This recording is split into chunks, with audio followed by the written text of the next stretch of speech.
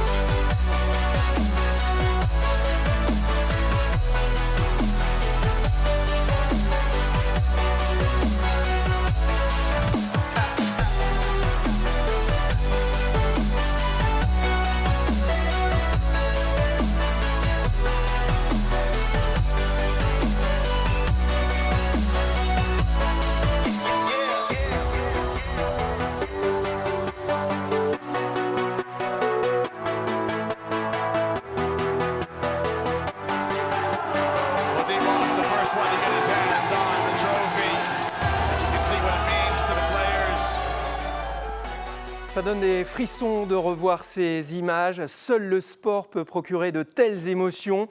Et le sport a bien d'autres vertus, d'autres pouvoirs. On va en parler avec notre premier invité, le président fondateur de Peace and Sport, Joël Bouzou. Bonsoir Joël Bouzou. Merci d'avoir accepté notre invitation. Avec plaisir. Si vous deviez retenir une image de cette année 2021, laquelle choisiriez-vous ? Alors bien sûr, les Jeux de Tokyo. Et pendant les Jeux de Tokyo, ce combat de judo entre deux femmes, une saoudienne, une israélienne. Dans le passé, on aurait souvent vu une blessure qui aurait empêché le match. Là, il a eu lieu. Donc je dis bravo au CIO pour l'organisation, mais surtout bravo au président de la Fédération internationale de judo, M. Wieser, qui a compris ce qu'on pouvait faire par le sport, maintenir de la soft diplomatie quand tout est difficile. Alors, transition toute trouvée vers votre organisation qui utilise le sport comme instrument de la paix. Qu'est-ce qui vous a poussé à créer Peace and Sport il y a 14 ans maintenant ? C'est toute une histoire. C'est rendre au sport ce qu'il m'a donné. Moi, je suis né dans le sud-ouest. J'ai commencé à faire du sport très tôt. Mais à cette époque-là, les Parisiens étaient des étrangers pour moi. Et puis, j'ai commencé à participer au niveau national, au niveau international. Et j'ai commencé à comprendre, puis embrasser les autres cultures. Alors bien sûr, celle des Français d'abord, et puis ensuite les rencontres internationales, et ensuite 4 passages aux Jeux Olympiques, donc 4 fois ayant vécu dans le village olympique. On commence à comprendre les différences, et puis un peu plus tard, on embrasse les différences, et on comprend la diversité, la richesse de l'humanité. On comprend les autres ethnies, on comprend les autres religions, et finalement, le sport, c'est ce vecteur qui peut rassembler tout ce monde. Et donc, pourquoi pas créer une organisation qui travaille dans ce sens. La rencontre avec Monseigneur, 5 fois olympien, a été capitale. L'ancrage de Peace and Sport en principauté est aussi capital, parce qu'on est ancré sur la neutralité et sur l'indépendance d'un pays. Et donc, on est crédible dans toutes les approches qu'on peut développer, que ce soit sur des programmes ou sur des opérations de diplomatie. Vous avez mené depuis des dizaines d'actions sur tous les continents. Quel est le dénominateur commun entre toutes ces actions ? Alors je dirais, beaucoup de gens parlent d'égalité. Mais l'égalité, ça n'existe pas, nulle part. Les gens sont différents, ils ont des parcours différents, ils ont des talents différents. Par contre, ce qui est fabuleux avec le sport, c'est que vous prenez un sport, une règle, elle s'applique de la même façon dans le monde entier. Et c'est plus que l'égalité, c'est l'égalité des chances, c'est-à-dire l'équité qui est ce ciment. L'équité, c'est ce qui permet même la dignité dans la pauvreté, l'estime de soi, sur laquelle on peut travailler. À partir de l'estime de soi, on peut accepter la différence avec l'autre, et ensuite on peut déboucher sur le vivre ensemble. Donc ça, c'est le socle, je dirais, de valeurs fondamentales de Peace and Sport. Et le mérite qu'on a pu avoir, c'est depuis Monaco, arriver à convaincre à la fois des leaders du sport et des leaders gouvernementaux de comprendre qu'il y avait une dynamique et que par le sport, on pouvait percuter un certain nombre de problèmes pour contribuer à les résoudre. Y a-t-il une action qui vous a marqué plus qu'une autre, dont vous êtes particulièrement fier? Il y a les premiers Jeux de l'amitié au Rwanda, Burundi, Congo, sur les zones de frontières, sur des zones de génocide. Et le fait d'avoir pu pérenniser cette approche, d'avoir convaincu les gouvernements de continuer à s'impliquer. Il y a cette équipe unifiée de Corée aux Jeux de Pyeongchang, avec l'opération de Peace and Sport, les White Cards. Une seule équipe venant de 2 pays avec le même uniforme. Et puis il y a une opération, le voyage en Haïti avec Christian Carambeu, après le tremblement de terre. 1000 jeux d'échecs distribués à des jeunes qui ne pouvaient aller nulle part parce que tout s'écroulait. Et donc ils étaient sur des tentes, sur des nattes, sous des tentes. Ils ont joué aux échecs 5 heures par jour. Et on a réussi comme ça à leur donner de l'espoir, en alternant les échecs, le football, et le football avec Christian Carambeu. Vous pouvez comprendre que l'impact a été très fort. Ça vous est déjà arrivé que l'on vous dise « n'y allez pas », c'est trop difficile, les blessures sont trop vives, le problème trop grave? Oui, et puis les risques aussi. En DRC, la région du Sud Kivu, dans laquelle vous avez des rebelles, bien sûr, il y a un certain nombre de problèmes et de risques collatéraux, mais quand vous avez l'opportunité de monter un programme au bord du lac Tanganyika, ou avec des piquets en bois et des filets de pêche, vous pouvez monter des cours de volley-ball et il n'y a aucune limite au nombre de cours que vous pouvez monter. Quand vous avez des champions qui vous escortent et qui peuvent porter le message en disant « Vous m'avez vu sur un écran plat en télévision pendant les Jeux Olympiques, c'est le même sport que je fais et vous êtes des centaines aujourd'hui. Vous respectez vos partenaires, vous respectez vos adversaires. La cause est tellement forte que le risque, on l'oublie. » Alors vous décernez chaque année le titre de champion de l'appel. L'an dernier, c'était Léo Messi. Celui de cette année sera en duplex avec nous dans quelques instants. Je vous laisse nous le présenter. Tout d'abord, c'est un grand champion. C'est un médaillé olympique. Il joue en NBA, donc c'est un grand basketteur. Il a dépassé son sport pour, avec une fondation, rendre service à la société, en particulier former des jeunes à la citoyenneté. Il est aussi impliqué dans des actions avec nous à Kigali, au Rwanda. Grand basketteur, Rudy Gobert. Et on va rejoindre tout de suite Rudy Gobert en duplex des États-Unis. Bonjour Rudy. Bonjour. Merci d'avoir accepté notre invitation et bravo pour ce prix. Que représente ce titre de champion de la paix? Merci pour l'invitation, c'est un plaisir. Et ce titre, ça représente beaucoup. Ça représente beaucoup parce que c'est quelque chose dont je suis fier. Je suis fier au-delà de juste un joueur de basket, de pouvoir avoir un impact positif sur le monde autour de moi et surtout sur les jeunes et sur les gens dans le besoin. Donc je suis fier tout simplement et ça me donne encore, c'est encourageant pour la suite et pour le futur. Aider, transmettre, c'est ce qui vous a poussé à créer la Rudy's Kids Foundation. Vous nous rappelez en quelques mots ses missions et ses actions? Il y a énormément de causes qui me tiennent à cœur, mais je pense que j'ai mis la priorité sur les enfants parce que c'est le futur, c'est les futures générations. Et donc, c'est vrai que c'est dur de voir des jeunes, des enfants qui n'ont pas vraiment de rôle modèle ou qui n'ont pas les ressources nécessaires pour avoir accès à l'éducation, à la santé ou à plein d'autres choses. Et donc j'ai créé cette fondation pour vraiment essayer de jouer mon rôle. Notre émission est consacrée aux valeurs du sport. Quelles sont les valeurs du basket et de la NBA? Le basket, c'est un sport collectif. Donc ça met en valeur le travail d'équipe. C'est aussi un sport qui est mondial. Donc ça veut dire que tu as des enfants partout dans le monde qui suivent la NBA, qui rêvent d'être un joueur NBA. Et donc, en fait, ça unit les gens. Ça unit les pays, ça unit les gens. Et l'année dernière, j'étais dans mon équipe et je crois qu'on avait 6 joueurs ou 7 joueurs qui venaient de pays différents. Donc ça montre à quel point juste ce sport, juste ce ballon peut unir des cultures, peut unir des gens de backgrounds totalement différents, de religions différentes. Et on peut s'unir autour de ça, donc c'est la beauté du sport. Vous avez décroché l'argent aux Jeux de Tokyo, on imagine votre fierté et peut-être un peu de frustration puisque vous n'avez perdu que de 5 points face aux États-Unis. Qu'avez-vous appris de vous-même durant cette compétition ? C'était une super compétition pour nous. Bien sûr, il y a beaucoup de fierté. Bien sûr, on peut toujours revenir dans le passé, essayer de changer les choses, essayer de se dire pourquoi on n'a pas eu la médaille d'or, mais au final, je me dis que rien n'arrive par hasard et que je suis fier de... J'ai aucun regret parce qu'on a vraiment tout donné, on a vraiment montré un état d'esprit irréprochable. Et pareil, on parlait de transmettre des belles émotions aux gens qui nous regardent. Je pense que le public français, le public en général qui nous a regardés, a vraiment senti un groupe uni. Et un groupe qui n'avait peur de rien et qui n'a jamais abandonné. Donc c'est surtout de ça qu'on est fiers. Et par la suite, bien là, on a les Jeux Olympiques de Paris en 2024 qui arrivent. Et on a aussi l'Euro cet été. On a pas mal de compétitions pour cette fois essayer d'aller chercher l'or. Et qu'avez-vous envie de dire aux jeunes qui vous admirent, vous regardent et vous écoutent aujourd'hui ? Je leur dirais tout simplement de croire en eux.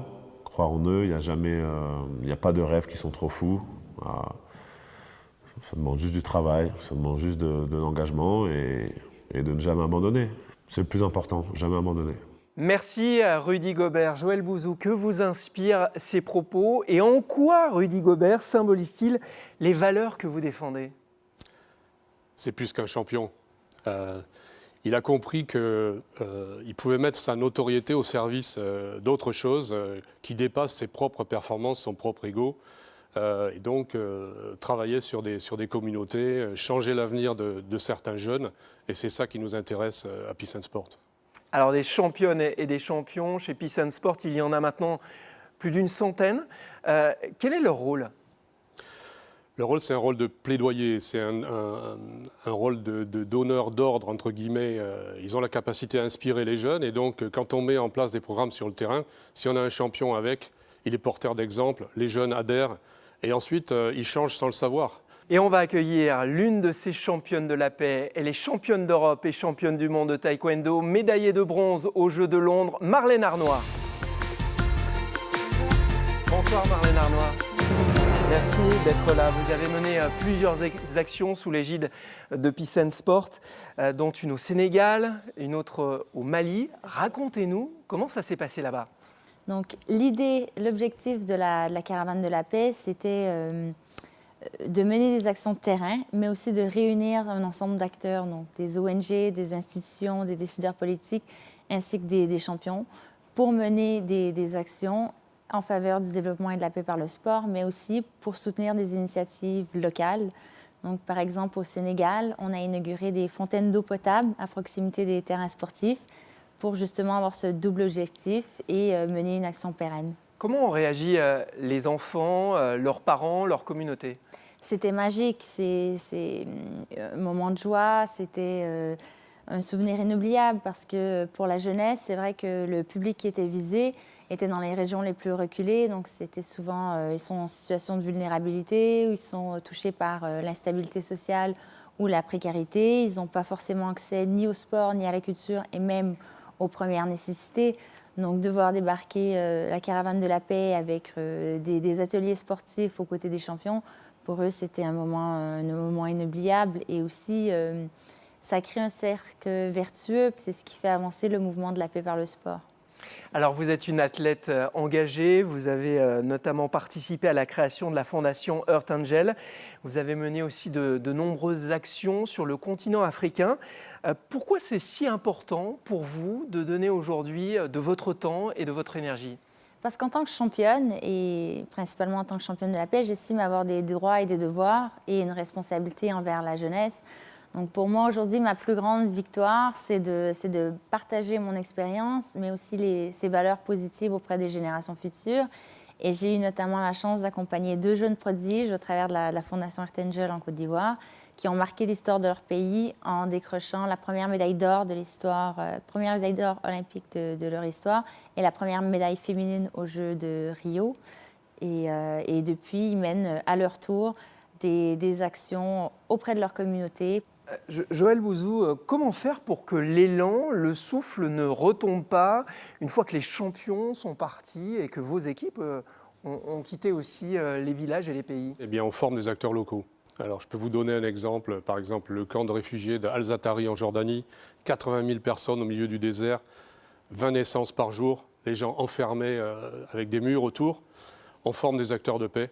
On le fait avec le Haut-Commissariat aux réfugiés, avec le soutien du gouvernement monégasque. On le fait avec 3 fédérations internationales. Et ces gens qui sont formés à la paix par le sport deviennent des piliers de stabilité et de cohésion sociale à l'intérieur du camp pour le jour où, on espère, les murs tomberont et les gens pourront revenir chez eux.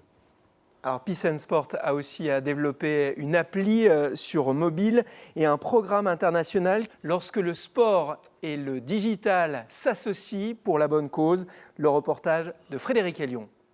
Chez Peace and Sport, nous sommes convaincus que la paix se construit au quotidien. Le sport est un outil puissant pour renforcer les liens sociaux. Et pour démultiplier les actions sur le terrain, Peace and Sport a mis en place une méthodologie innovante via son application mobile développée avec MyCoach. Objectif, former des éducateurs de paix et les accompagner grâce à des contenus pédagogiques et différents tutoriels. Des enseignants, entraîneurs sportifs et animateurs sociaux pourront donc transmettre les valeurs positives du sport. Peace and Sport lance également le Peacemaker Project en partenariat avec 10 organisations dans 10 pays.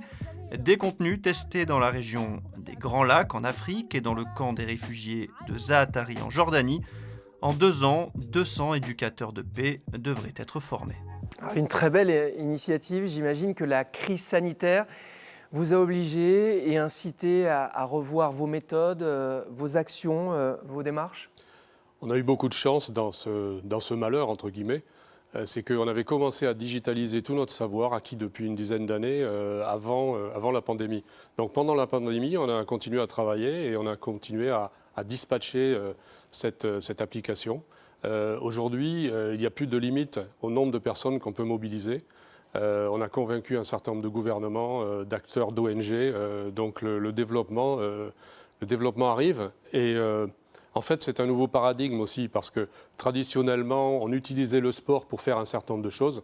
Aujourd'hui, c'est sur la paix qu'on travaille et le sport est l'outil.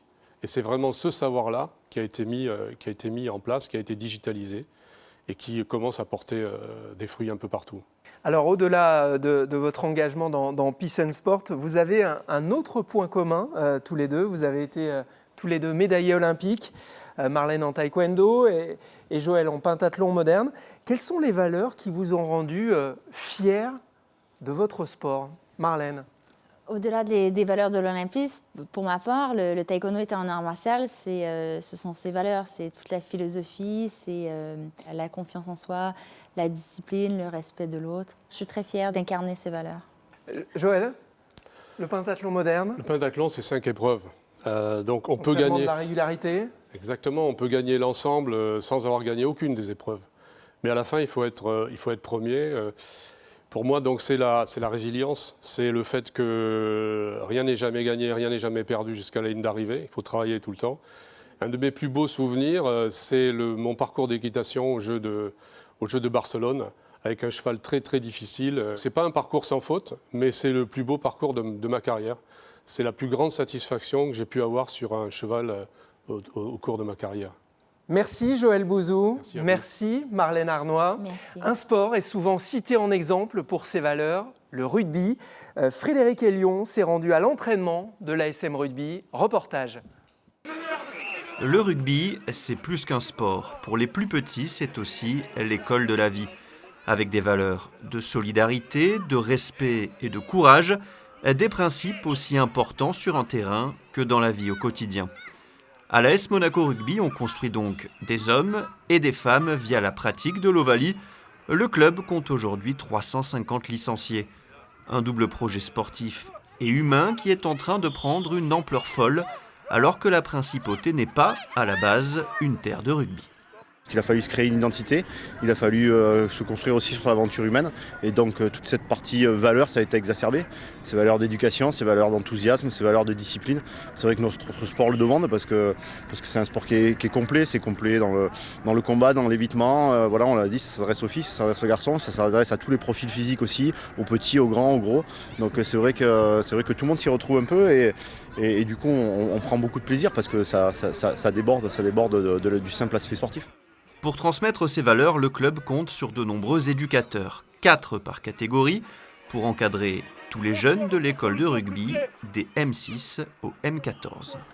On va d'abord leur apprendre à être des hommes, des collègues, des copains, avant de leur apprendre à jouer au rugby. Jouer au rugby, ça vient vraiment à la fin de ce qu'on veut leur transmettre. On essaie déjà de leur mettre un cadre avec des valeurs. Ça passe par le dire bonjour, au revoir, s'excuser quand on arrive en retard, se respecter les copains et l'endroit où on pratique. Et le message passe parfaitement auprès des enfants. Du respect pour les entraîneurs, ça c'est sûr, parce qu'il faut bien les écouter, sinon si on les écoute pas, peut-être on sera moins bon, mais si on veut être fort, faut bien les écouter. Une bonne entente dans l'équipe, vu que si si on s'entend mal, ça peut mal finir sur le terrain. C'est-à-dire fais-moi la passe, on va pas lui faire et ça va finir contre un essai contre nous. Là. Le rugby, c'est donc une aventure humaine et bien souvent, la cohésion hors du terrain amène ce petit supplément d'âme qui fait basculer le match et permet d'engranger les victoires. On va maintenant changer de terrain et accueillir le vice-président de l'AS Monaco Football Club, Oleg Petrov.